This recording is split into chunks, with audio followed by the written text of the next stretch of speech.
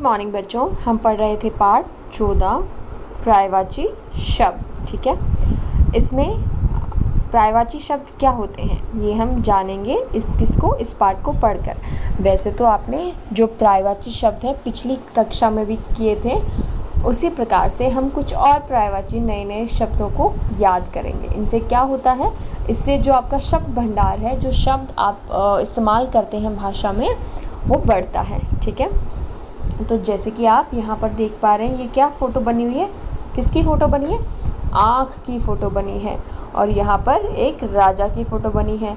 और आँख की जो फ़ोटो बनी है उसके आसपास क्या लिखे हैं, कुछ शब्द लिखे गए हैं, जैसे कि नेत्र, नयन, लोचन, आँख।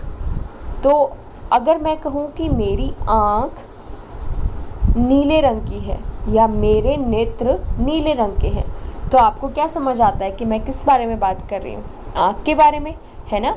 एक वाक्य में मैंने आँख शब्द को यूज़ किया और दूसरे वाक्य में मैंने नेत्र शब्द को यूज़ किया, लेकिन मैं एक ही चीज़ के बारे में बात कर रही हूँ, है ना। क्योंकि मुझे बहुत सारे शब्द पता हैं आँख को और क्या क्या कहते हैं, इसीलिए मैं अपने नए वाक्य जो बना है वो मैं बना सकती हूँ।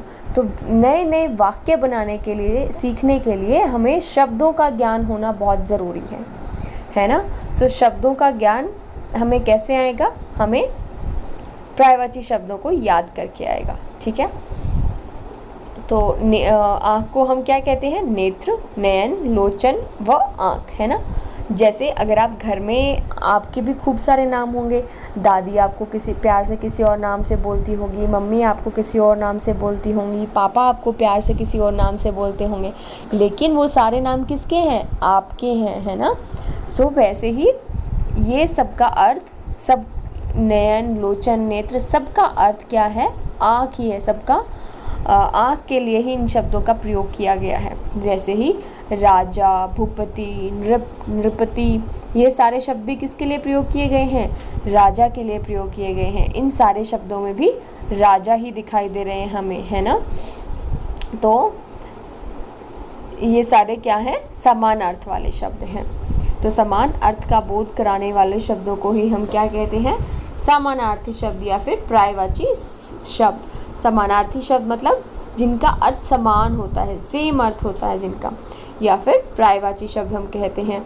पर्यायवाची शब्दों के ज्ञान से शब्द भंडार बढ़ता है। जैसा कि मैंने बताया, जो पर्यायवाची शब्द हैं उनसे क्या है, हमारा जो शब्द भंडार है, जो हम नए शब्द सीखते हैं, वो बढ़ता है तथा अर्थ समझने में आसानी होती है।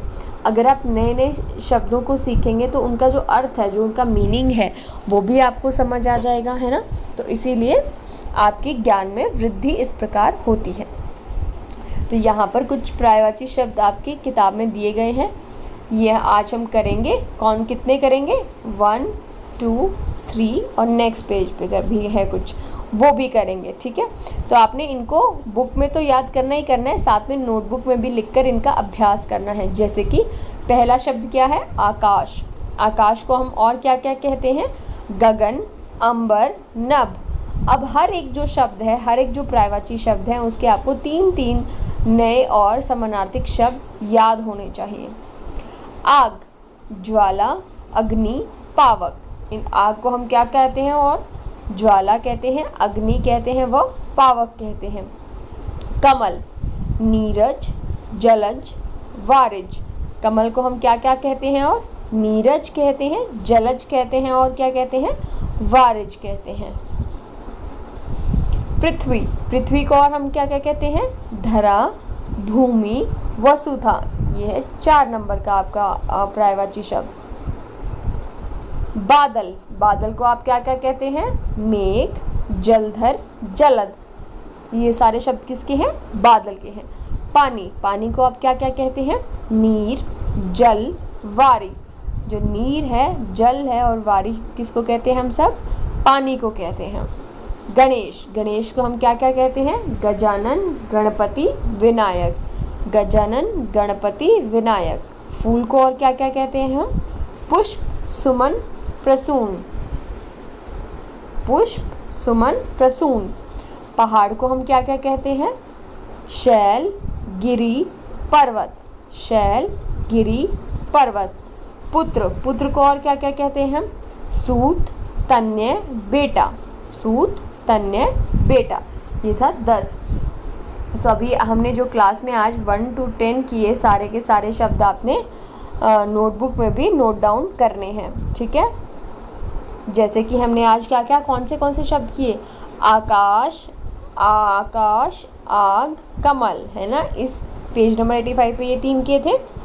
और वैसे ही बाकी के किए थे कौन से? पृथ्वी, बादल, पानी, गणेश, फूल, पहाड़, पुत्र।